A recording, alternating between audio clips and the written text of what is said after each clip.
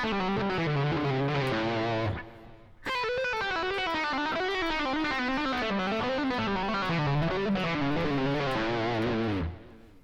I want to expand on the first video I did with regards to combining major and minor pentatonic scales. So if you haven't taken a look at that, please go check that out.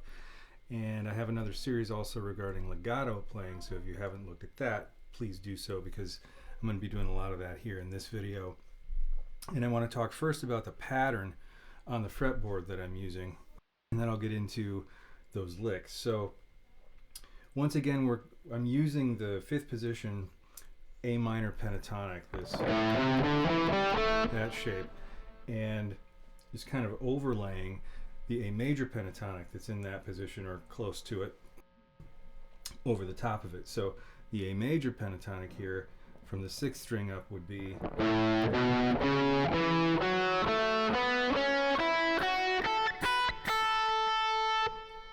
so when we combine that, and actually I should point out too, I'm not really just using the minor pentatonic scale here. I'm also throwing the blue note in because it's so easy to do. It's a passing tone.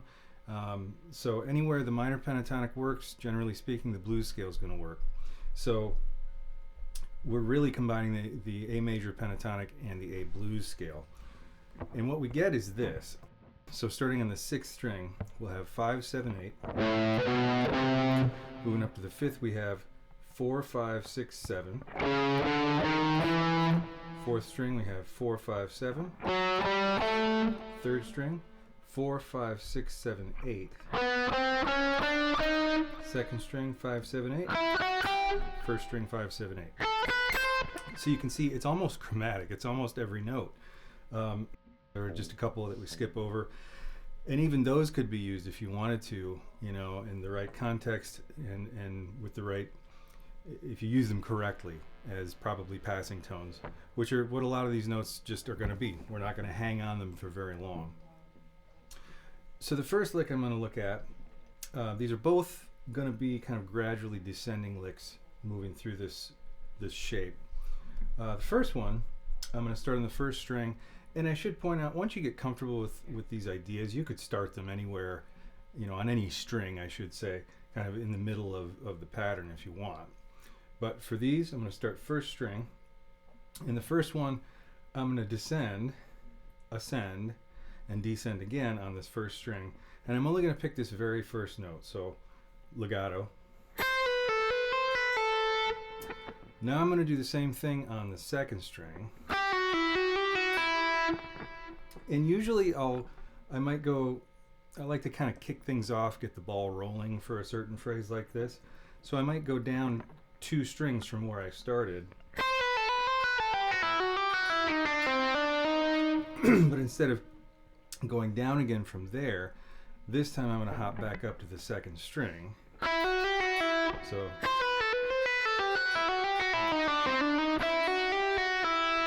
now I'll go down to the 3rd again. Now here we get, that was all 5, 7, and 8 on those top 3 strings.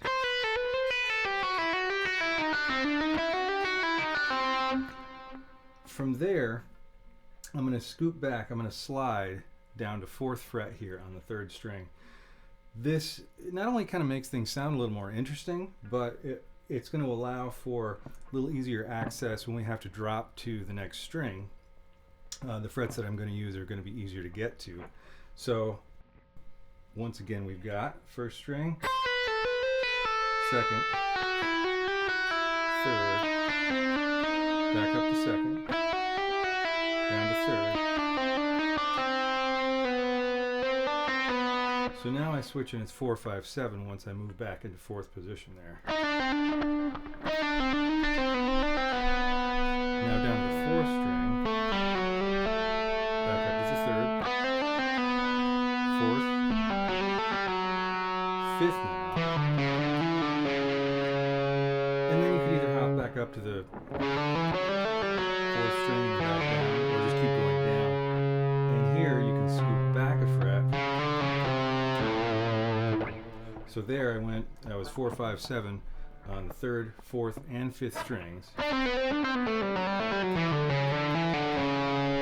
the 5th string there, we can drop back. We've got major 3rd, minor I should point out too, we've got a flat 7 here. You could toss in if you wanted to. But here's that idea again, a little slower, but all together.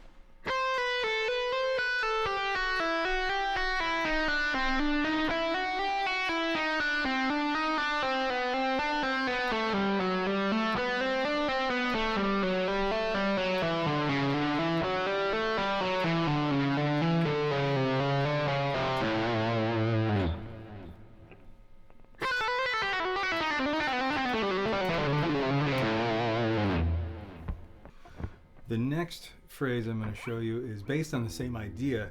I just kind of go back and forth between the strings a little bit more. So I might do something like I'll kick this one off on the first string again.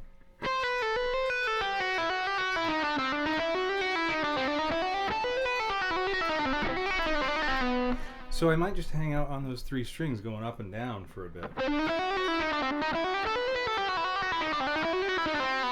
then when I want to, I'll just do that same move back on the 3rd string.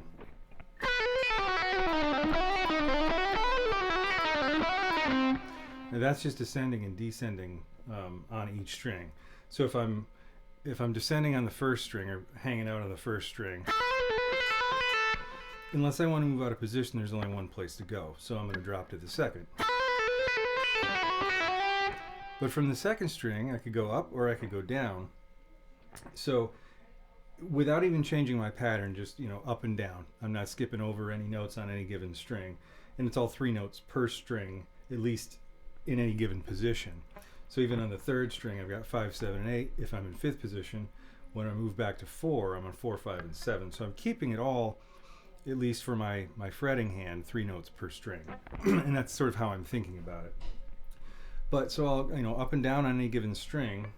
And there you can vary that too, but for this video, I'm just going to keep it ascending, descending, no jumping over any notes at all.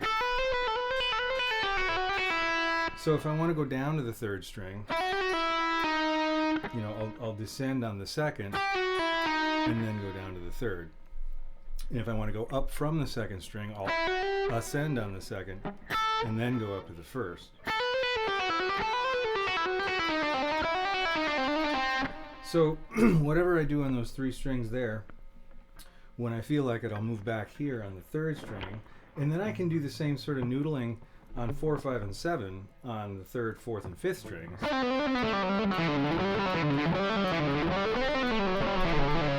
And then I can, there's all kinds of things you could do from there. You get sort of a major-y kind of sound because you got the major 3rd, you can drop to the root.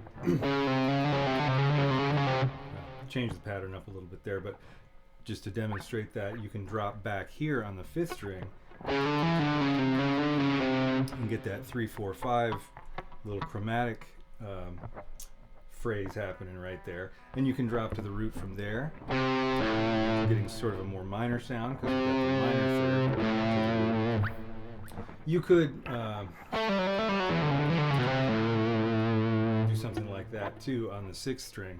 You've got the minor 3rd, major 2nd, minor pentatonic note, major pentatonic note. So play around with that. You kind of figure out how you want to maybe end your phrase, or maybe you want to ascend back up from there. But hopefully that gives you some ideas you can play around with.